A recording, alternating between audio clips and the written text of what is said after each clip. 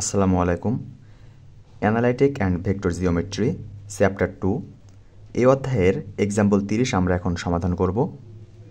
Example 30 আমাদের বলতেছে ax square plus 2hxy plus by square equal 0 এই যে সমীকরণ, এই সমীকরণ দ্বারা প্রকাশিত দুইটি সরলরেখা এবং lx প্লাস my ইকুয়াল 1।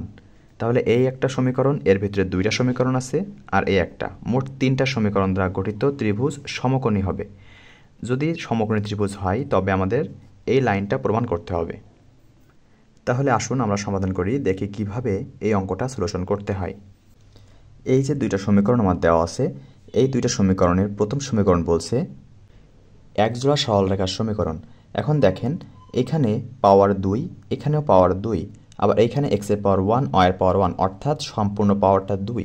তাহলে 2 2 2, এটা হচ্ছে সমমাত্রিক দ্বিঘাত সমীকরণ। যদি সমমাত্রিক দ্বিঘাত সমীকরণ হয় তাহলে আমার সেটা হয় একজোড়া মূল বিন্দুগামী সরলরেখার সমীকরণ। তাহলে এই যে চিত্রটা, এটা আমার হয় এরকম, এই একজোড়া মূল বিন্দুগামী সরলরেখা, আর lx প্লাস my, ওই সমীকরণটা হচ্ছে এই।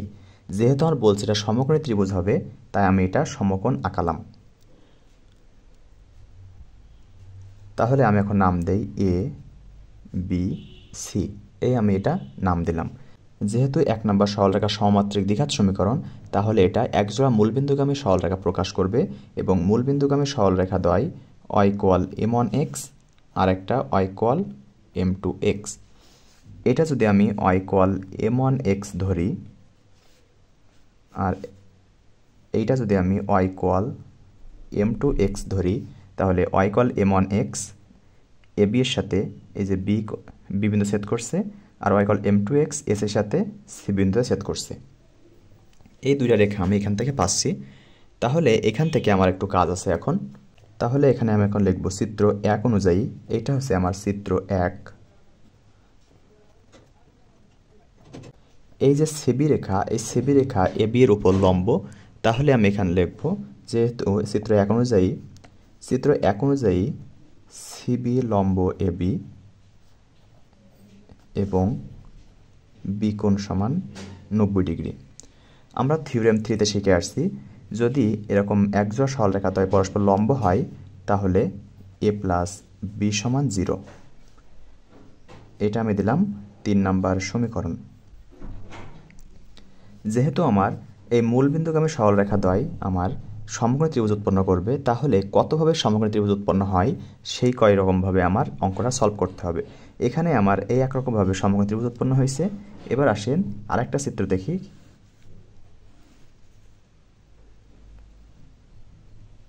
দেখেন এই কোণটা আমি সমকোণ চিন্তা করতে পারি। এটা দিলাম আমি এ, এটা বি, এটা সি। এখান থেকে এ বি রেখা পর্যন্ত y ইকুয়াল m1x, আর এসি পর্যন্ত y ইকুয়াল m2x, আর এটা আমার lx প্লাস my সমান 1। তাহলে এই যে চিত্র 1 অনুযায়ী আমার দেখেন এই যে এসি রেখা এ বির উপর লম্ব। তাহলে আমি এখন এখানে লিখব চিত্র 2 অনুযায়ী, এটা হচ্ছে আমার চিত্র 2।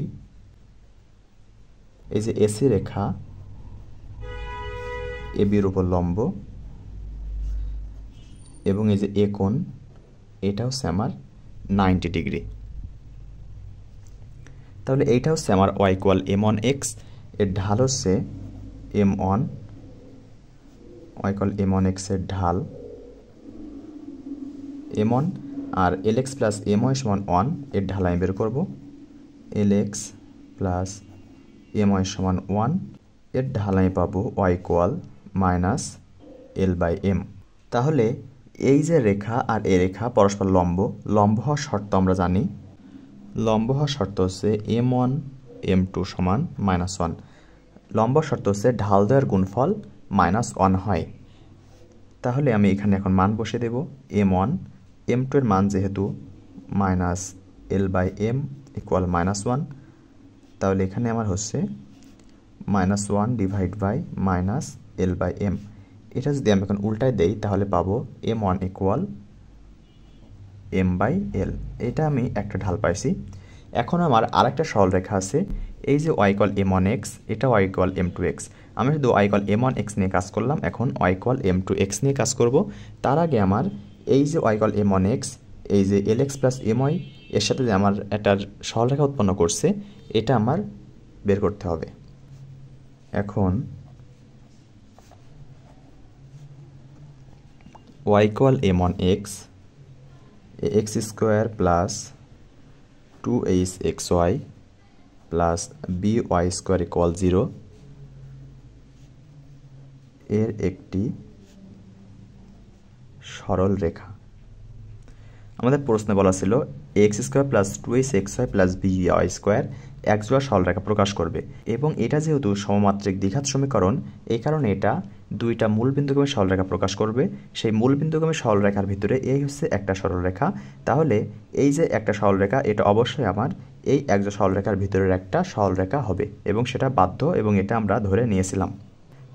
তাহলে ax square plus 2axy plus by square equal 0, এখানে আমি এখন y এর মান বসিয়ে দেব। ax স্কোয়ার প্লাস 2ax, এই যে y সমান m1x প্লাস b, y এর মান m1x, যেহেতু স্কোয়ার আছে তাহলে এখানে হবে m1 square x square equal 0। ax square plus 2ax m1 x আর x গুণ করলে হয় x square plus b m1 square x square equal 0। এখান থেকে x স্কোয়ার কমন নিতে পারবো, তাহলে থাকবে a plus 2ax m1 plus b m1 square equal 0। x square common নিলে যদি ডান পাশে পাঠিয়ে দেয় তাহলে 0 হয়ে যেত। এখন আমি এখান থেকে m এর মান বসাবো। m1 এর মান m/l, a plus 2ax m1 এর মান m/l, এই যে m/l আমি পাইছি, প্লাস b ইন্টু এটা স্কোয়ার করলে পাবো m square by l square সমান 0। এটা আমি এখন লসাগু করব। লসাগু হবে l স্কোয়ার, তাহলে al square plus 2ax lm plus bm square equal 0। লসাগু করলে আর গুণ করলে এই যে হরে l স্কোয়ার থাকতো সেটা আমার 0 হয়ে যায়, আমি একবারে করে দিলাম। এইটা আমি এখন দিব 4 নাম্বার সমীকরণ। এটা আমার 4 নাম্বার সমীকরণ। আমি এটা শুধুমাত্র কাজ করলাম y ইকুয়াল m1x নিয়ে। এখন y ইকুয়াল m2x নিয়ে আমি এখন কাজ করব।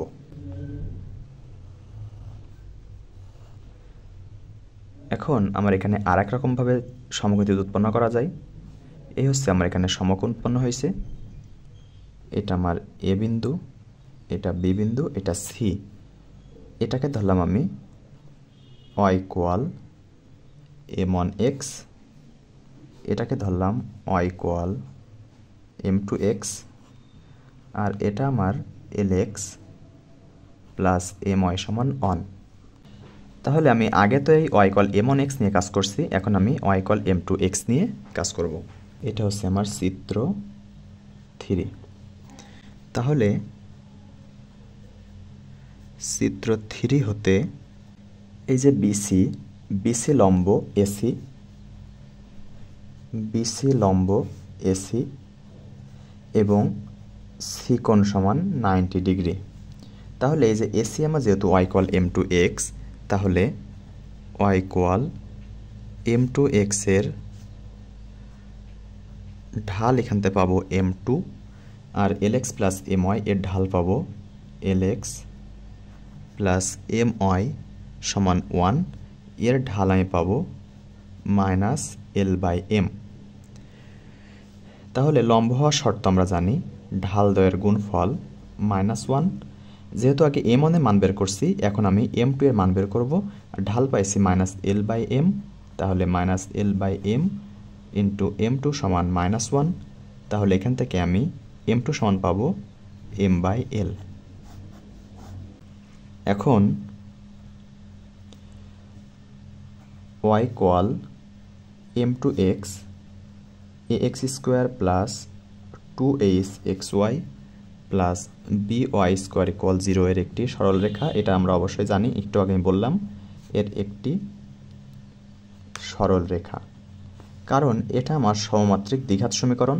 সমমাত্রিক দ্বিঘাত সমীকরণ হয় এটা মূলবিন্দুগামী সরলরেখা প্রকাশ করবে এবং মূলবিন্দুগামী সরলরেখা হবে দুইটা, সেই দুইটা সরলরেখার এই হচ্ছে একটা সরলরেখা।